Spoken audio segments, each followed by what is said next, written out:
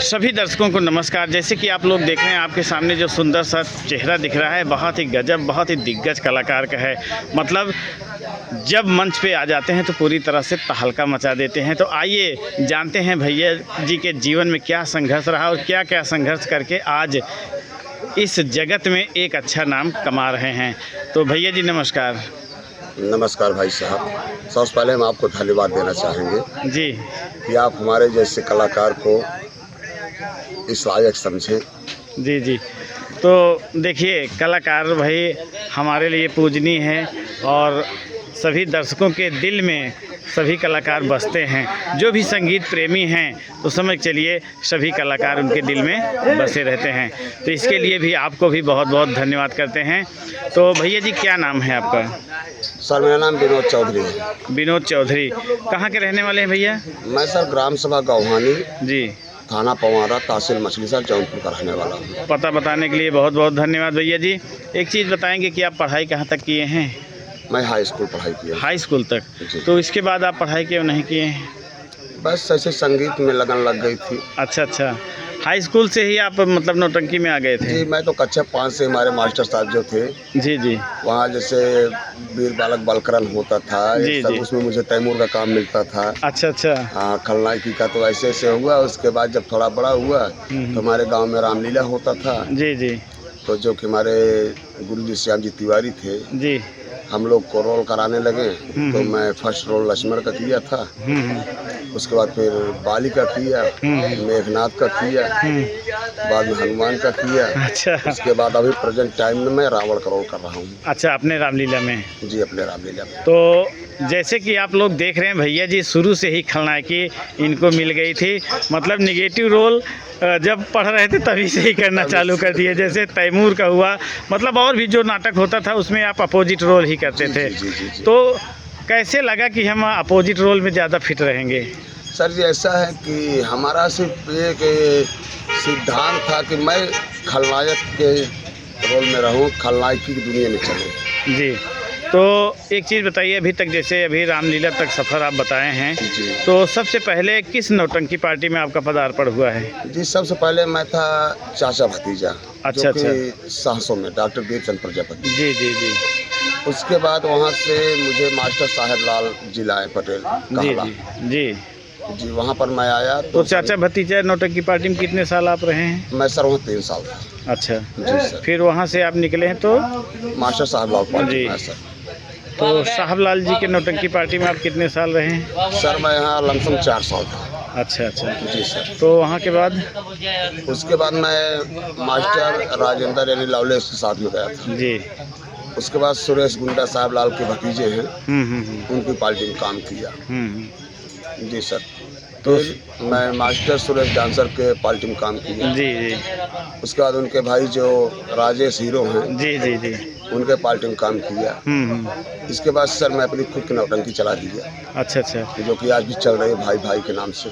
भाई भाई के नाम से? जी सर, मेरी नौटंकी। बाप बेटा भाई भाई? नहीं सर, सिर्फ भाई भाई। भाई भाई। जी सर। हम सोचे वो जो झिरहिरी वाले हैं। नहीं नहीं सर, हमारी मछली सर गौहानी चल रही है भाई भाई नौटंकी संगीत पार्टी। अच्छा अच्छा, भाई भाई की नौटंकी पार्टी के नाम जी से सर। अभी भी चलती है? जी सर, अभी प्रेजेंट टाइम चल रही है। तो जैसे आप तो इधर आए हैं तो कैसे चलती जी है? सर, अब मैं मास्टर किशन पटेल जी मामा भांजा के साथ जुड़ चुका हूँ।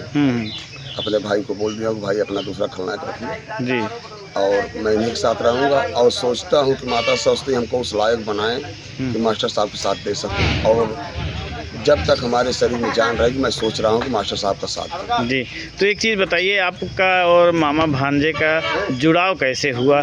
कैसे आप इस नौटंकी पार्टी में आ गए? सर जी ऐसा है कि किशन भाई से तुम्हारी बहुत पहले से पहचान थी। जी जी तो एक दिन ऐसा हुआ कि वो जो उनके पहले खलनायक थे जी, हमारे बच्चा सिंह ठाकुर बच्चा सिंह ठाकुर जी, जी।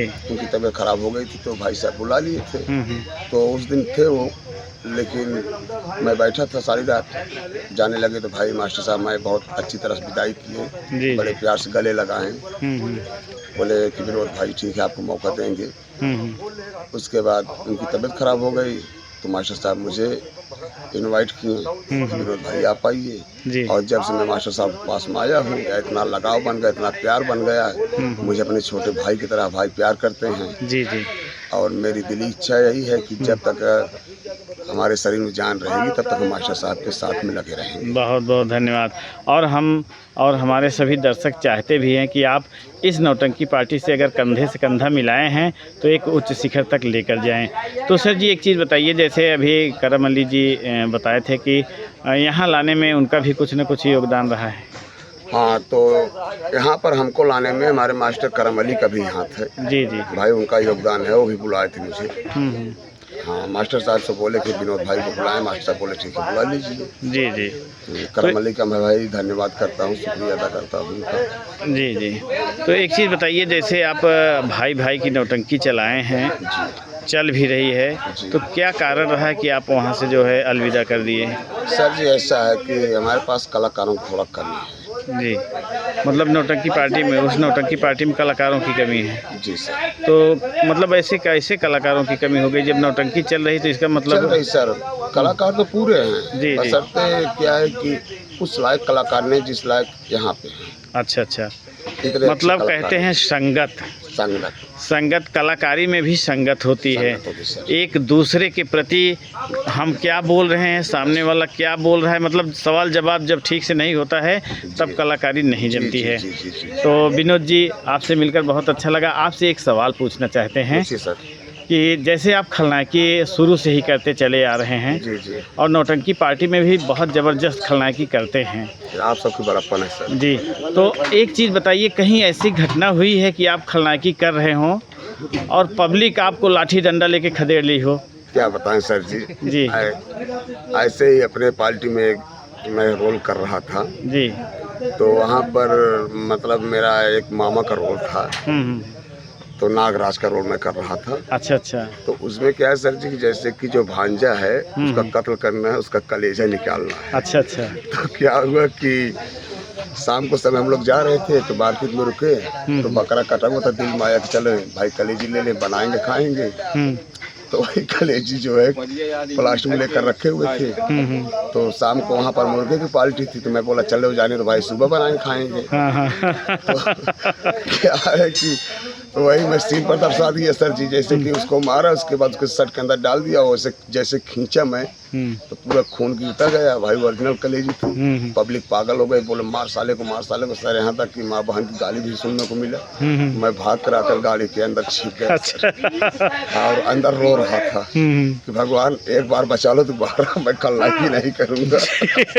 मतलब इसी से डर गए हैं सर जी, इतना कि अगर उसमें पब्लिक पाती तो जान से मार देती। हाँ, तो देखिए सर जी, हम आपसे एक चीज़ कहना चाहेंगे, जब तक खलनायक गाली नहीं पाता और कॉमेडियन ताली नहीं पाते हैं तो समझ चलिए कलाकारी अधूरी रह जाती है। सही बात है सर तो जी। आपकी जो कलाकारी रही है बहुत ही अच्छा रही है और हम चाहेंगे इसी तरह आप अपना जो अमूल्य समय दे रहे हैं इस नौटंकी पार्टी में, इस नौटंकी पार्टी से कंधा मिलाकर चलिए और इस नौटंकी पार्टी को एक उच्च शिखर पर लेकर जाइए। मेरा यही सिद्धांत है, मैं सोच लिया हूँ कि मैं जब तक खलनायकी में करूँगा, इस संगीत दुनिया में रहूँगा, जी जी, मामा भांजे के साथ, यानी कि हमारे मास्टर भाई किशन जी के साथ रहूँगा। जी जी। और यहाँ से निकलूँगा सर तो मैं खलनायकी बंद कर दूँगा, अपना घर काम करूँगा। बहुत बहुत धन्यवाद, बहुत अच्छा प्रण लिए हैं, इसके लिए हम भी बहुत बहुत धन्यवाद करते हैं।